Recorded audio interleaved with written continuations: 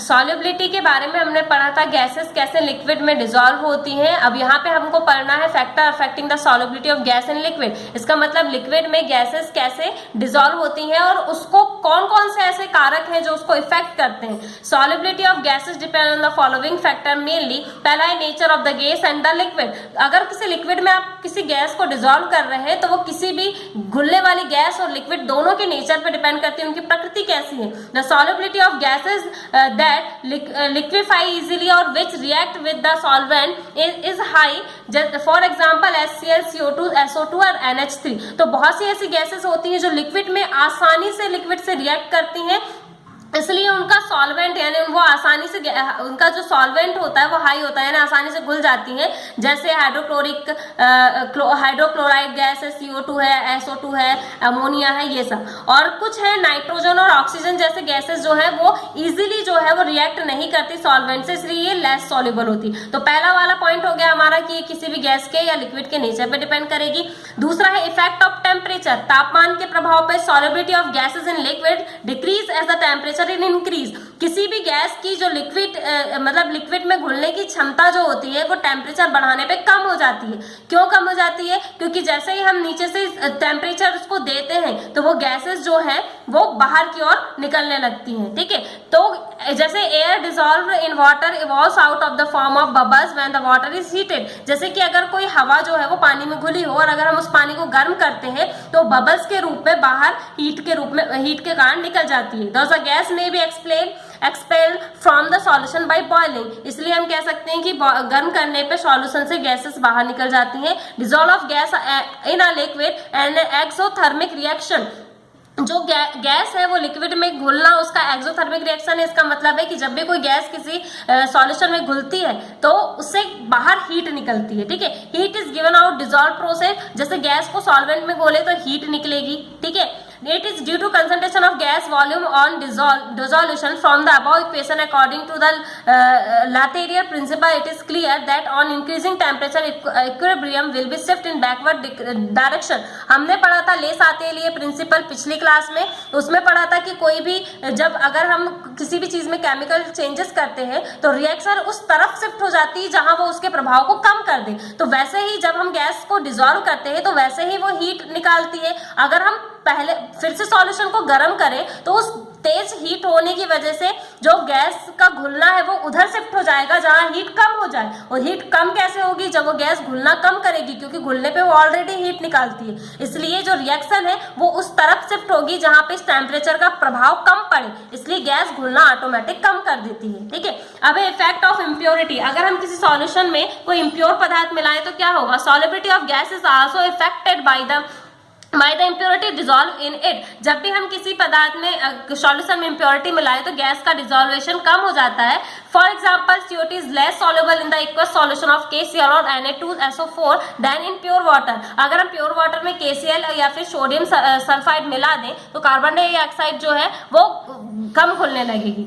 क्योंकि इसलिए कम घुलती है क्योंकि इम्प्योरिटी मिलाने पर वाटर के जो पार्टिकल्स होते हैं उनके बीच में ये अपनी जगह बना लेती है और अपनी जगह ये पार्टिकल्स बना लेने के कारण गैस को जो है वो घुलने के लिए जगह नहीं मिलती और इसलिए इनका सॉल्युबिलिटी कम हो जाती है। अब है प्रेशर। प्रेशर से क्या होगा? Solubility of gas in liquid in highly affected by the pressure, solubility increase on increasing pressure. तो जाहिर सी बात है प्रेशर बढ़ाने पे किसी भी सॉल्यूशन में गैस का जो डिसॉल्वेशन है वो बढ़ जाएगा। कैसे बढ़ेगा? क्योंकि वहां पे एरिया कम हो जाएगा। जैसे इस डायग्राम में दिया है, अगर आप प्रेशर बढ़ा रहे हैं तो वहां पे जो गैस के पार्टिकल्स हैं वो नीचे जाने के लिए मजबूर होते हैं और वो ना चाहते हुए भी सॉल्यूशन में डिसॉल्व होने लगते हैं। ठीक है, तो ये प्रेशर का असर है। अब Henry study quantitative relation between solubility of gas in solvent and pressure. अब हेनरी ने एक क्वांटिटेटिव रिलेशन बताया है किसके बीच में? गैस की सॉल्युबिलिटी और सॉल्वेंट और प्रेशर के बीच में।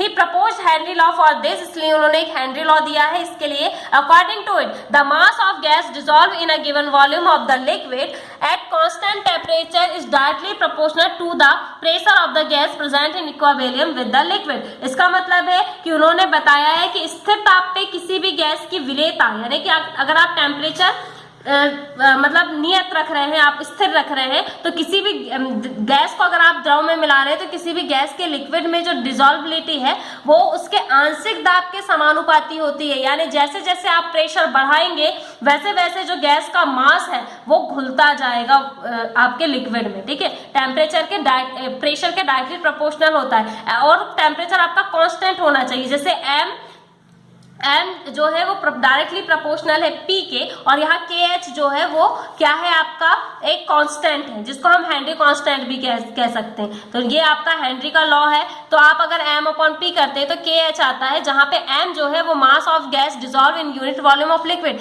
स्मॉल एम जो है वो जो गैस है उसका घुली हुई मात्रा यानी उसका कितना मास घुल रहा है वो है। पी जो है वो प्रेशर है जबकि इक्विलिब्रियम कंडीशन हो लिक्विड की, और के एच जो है वो कांस्टेंट है, ठीक है।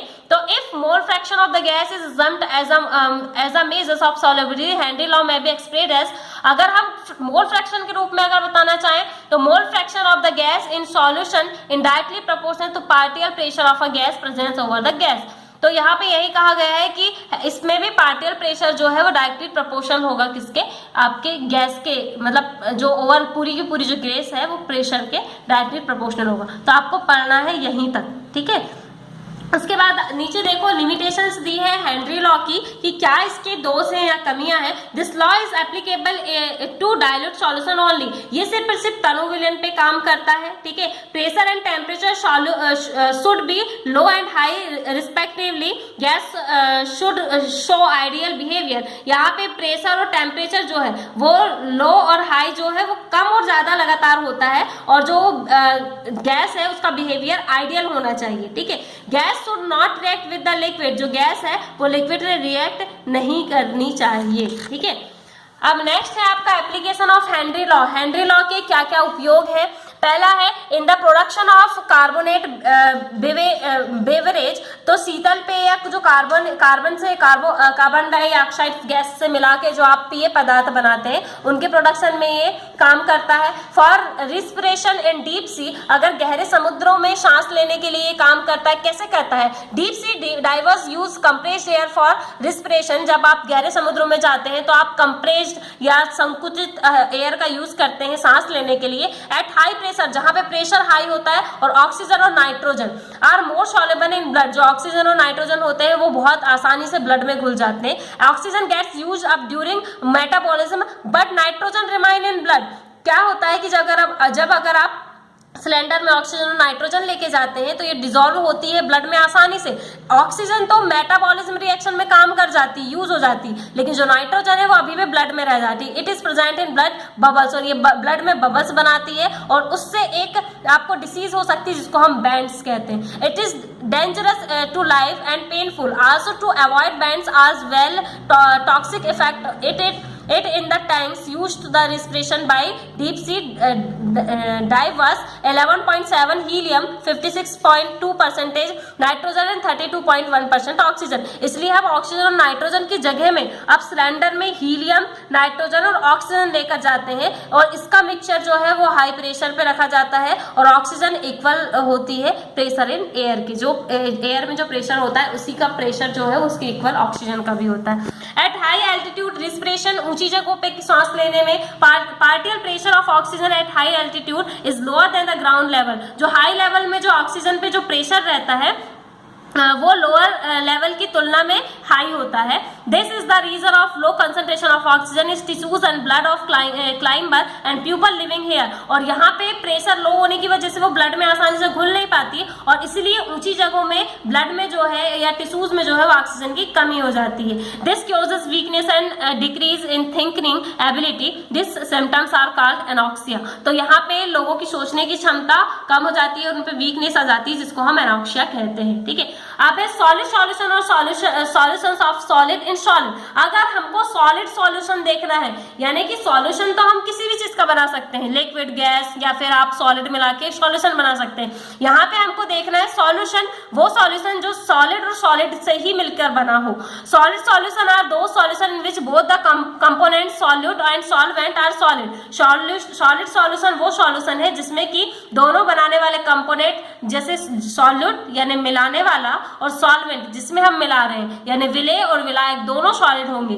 This solution are classified into two group, इसको हम दो ग्रुप में बांटते हैं, सब्स्टिट्यूशन सॉलिड सॉल्यूशन और इंटरस्टेटियल सॉलिड सॉल्यूशन। सब्स्टिट्यूशन में if some atoms ion molecule of one solid present at lattice sites are replaced by the atoms ion molecule of another similar solid. ऐसा solid solution तब बनता है जब किसी एक solid के एटम आयन दूसरे प्रकार के सॉलिड के एटम या आयन से डिस्प्लेस हो जाते हैं, यानी कि वो अपनी जगह से हट जाते हैं, उनकी जगह में दूसरा एटम आ जाता है। ठीक है, और having similar size the solid thus obtained are called substitution solid solution. और इसमें जो मिलने वाले जो सॉल्यूशन होते हैं उसमें सबके पार्टिकल जो है वो साइज शेप में एक से होते हैं, और इस सॉल्यूशन को हम सब्स्टिट्यूशन सॉलिड सॉल्यूशन कहते हैं, जैसे brass, bronze, steel, Monel, metal, ये सब आते हैं। अब इंटरस्टेटियल सॉलिड सॉल्यूशन में क्या है, when the atoms of some solid occupy the interstitial site और voids of another solid, the solid obtained are called interstitial solid solution. तो इसमें हम क्या करते हैं कि पहले वाले सॉलिड के जो पार्टिकल है वो अपनी जगह से